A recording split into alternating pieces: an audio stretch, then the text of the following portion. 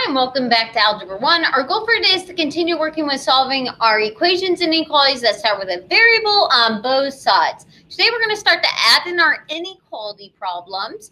Since the last few days of learning, we've focused on when we have equal signs called equations. So for today, our original problems are going to start with one of our four inequality signs of either a greater than, a less than, a greater than or equal to, or a less than or equal to. And how do we go about solving when we have a variable on both sides of those inequality signs?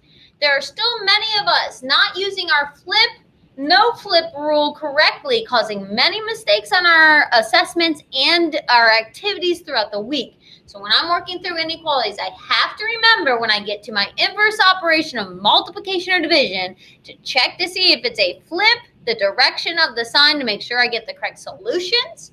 And if I don't flip on my multiply divide step when I'm supposed to, my multiply divide step will be wrong, my final answer will be wrong, the direction I shade will be wrong, and the way I point my arrow at the end of my shading will be wrong. And I'll end up with multiple things wrong because I forgot to focus on my no flip rule, so be careful. So our goal for today, can I solve when there's an inequality symbol with variables on both sides and really focusing still on that no flip rule. So hit pause here, get your fill in the blanks.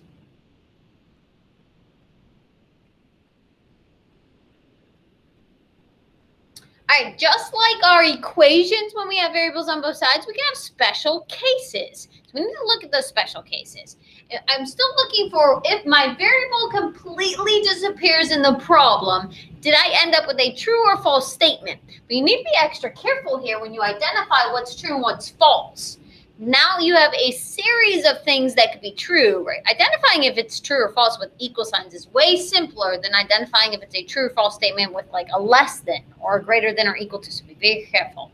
If your final statement is true, right, I have no letters, all numbers, and I have a true statement, then every real number would work for the original variable in that problem, and we have to identify that the answer is all real solutions. If our ending statement is false, right? No variables left, and I have a false statement. Then we need to identify that no real number would have worked in that original equation. Here's where you need to be careful, though, because I'm now talking about a series of things being true and a series of things being false. All right, so this statement says 6 is greater than 15. So at first glance, you just want to say false, right? Because I don't have like 6 and 6 or 15 and 15. But remember, we're looking for a series of things, and I need to understand that this sign means greater than. All right, so in this case, 6 is not greater than 15. So yeah, this one would be no real solutions. But if that sign was less than, even though it maybe doesn't look true, would actually be true, so be careful. So if we had 4 is less than 32, right, that's true. 4 is smaller than 32. So this one would yield the answer of all real solutions. If when we're solving, we end up with something that looks like this, it will be the most common identified wrong answer, because people say 12 and 12 and they want to say, oh, all real solutions. However, this sign is greater than. 12 is not greater than 12. This would be no real solutions. Now, if the little bar was down here for equal to, that would be different, but this one is just saying 12 has to be bigger than 12, which is not a true statement, and that would be no real solutions. So this problem here is different than the one we just did, which says 12 can be bigger than or equal to 12. That's a true statement, and this one would have all real solutions. You got to really look carefully at those final statements of what possibility do I have. Now remember, if you end up with a variable left in your problem, you're going to end up with one of these four graphs. Open circles and shaded to the right or the left, or closed in circles and shaded to the right or left. If you end up with a special case, though, you need to understand how to make a picture version of those solutions. So top one is the type we've been doing. X is every number greater than -3.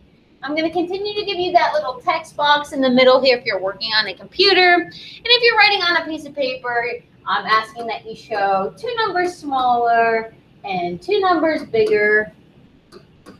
And this one would have an open circle, and greater than would be things that lead us towards positive infinity. We would shade it in. All right, if I end up with no real solutions, that means since the rule is I color in anything that's a solution, there's nothing for me to color in. So my number line here would have to stay completely completely empty or completely blank. If my final result is all real solutions, that means the entire number line is a solution. So I would start here, I would shade everything smaller, and I would go towards everything bigger, and I don't even need to specify specific numbers on the actual number line because it is the entire number line of values. All right, so let's look at some examples. All right, number one, we want to solve here for x. And if we get solutions, we want to make a picture version of what they would look like. So in this case, nothing to really simplify, right? There's no place to distribute, no like terms to combine. So our first step here would be to get all of our x terms in the same location. Now I'm going to go ahead, I'm going to take this 4x, and I'm going to move it to the front since that's what most of us like to do. Get all the variables in front of the inequality symbol. And the way to do that would be to subtract the 4x from both sides. 2x minus 4x minus 4 is greater than or equal to our 4x minus 4x minus 1. All right, combine your like terms. 2x minus 4x will give us a negative 2x minus 4 is greater than or equal to negative 1. All right, from here, since our x is still in the problem, it's not a special case, and we have a two-step problem to solve. We need to add 4 to both sides to get started. All right, cancel on the one side. We have a negative 2x is greater than or equal to 3. All right, our next step is our multiply divide step where people are forgetting to look for the flip, no flip. The rule says if my number I'm going to multiply or divide by is negative, I have to change that from a greater than or equal to a less than or equal to make sure I get the correct solutions. And some of us aren't even looking for that rule right now. And it's causing us to miss everything from here down, and every step, and including our graph, would be wrong the rest of the way. So in this case, we need to divide both sides by negative 2. This number right here, the one we're dividing by, is the number I check to see if I have to flip. If it's positive, that stays as greater than or equal to. If it's negative, it has to flip to a less than or equal to. So on this step, this should flip because we're dividing by a negative. And if I don't flip there, everything else I do the rest of the way is going to be incorrect, so be careful. All right, from here, we have x that is every number less than or equal to negative 1.5, or 1.5. All right, negative 1.5 then would go in the middle, and then negative 1.6, negative 1.7, negative 1.4, negative 1.3. Now, closed-in circle here.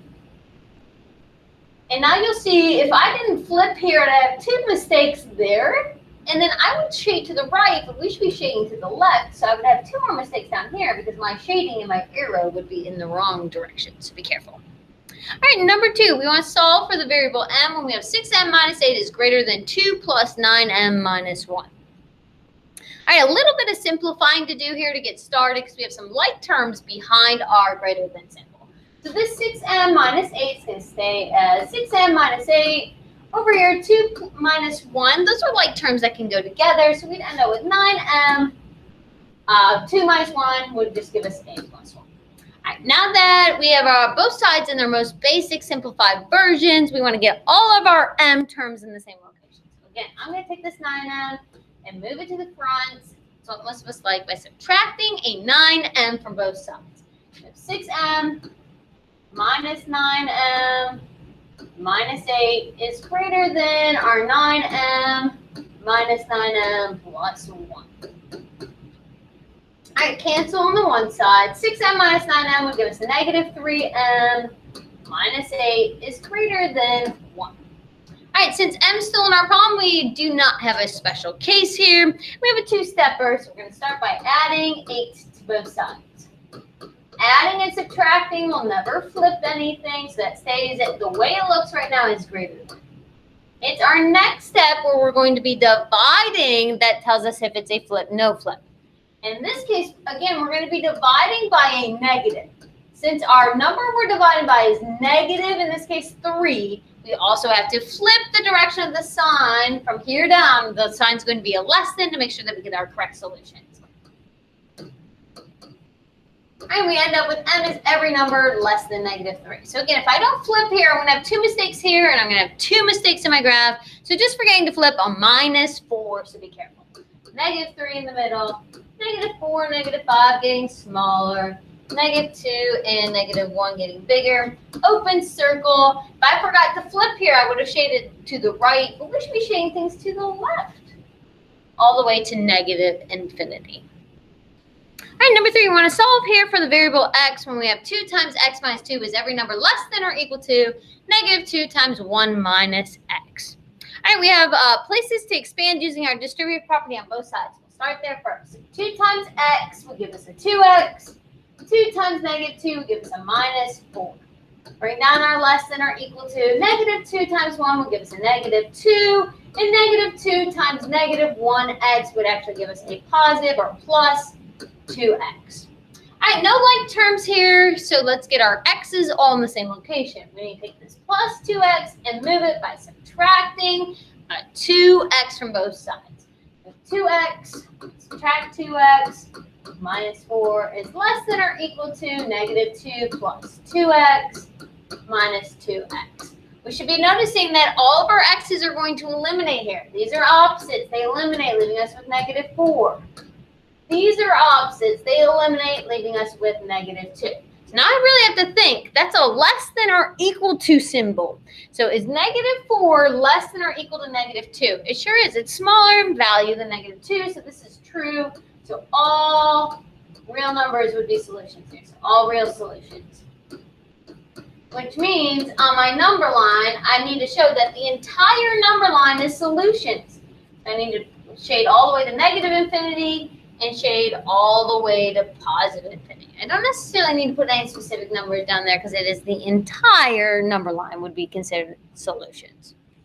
All right, last one, number 4. -2 times x minus 7 minus 4 minus x is less than 8x plus 32. All right, quite a bit going on in front of our inequality symbol here. We have places to distribute and places to combine like terms before we're in our most basic simplified version. So start with our expanding using our distribute property. -2 times x will give us -2x. -2 times -7 will give us a plus 14. We still have a -4. We still have our -1x. And we still have our less than 8x plus 32, which nothing's happening to yet. All right, from here we have some like terms to combine. In front of our less than symbol, -2x minus x can combine to give us -3x. 14 minus 4 would give us a 10. And then back here we still have our 8x plus 32. All right, now that we have both sides in their most basic simplified version, our next step would be to try to get x all in the same location.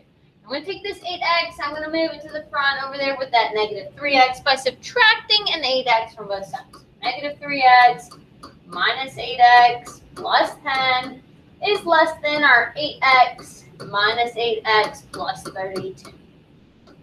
All right, cancel, bring down our 32 behind our less than symbol. Combine like terms, -3x and -8x will give us a -11x plus 10.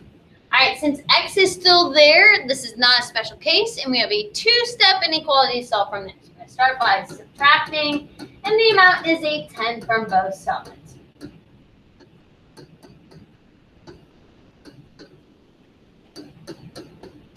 All right, 32 minus 12 would just give us a new value here of 22. All right, one step from there, we need to divide. And this is our step where we have to check to see if it's a flip. Since we're dividing by a negative, we have to flip the direction of our sign to make sure that our solutions are correct. And we'll end up with x is every number greater than -2. If I didn't flip, these 2 steps would be wrong. My shading and my arrow down here, my number line, would also be wrong. 4-point error just for forgetting to check for your flip. No flip rule, so be careful. Open circle, and we should be shading to the right, not the left. All right, I hope that helps you attack your work for today. See you guys later.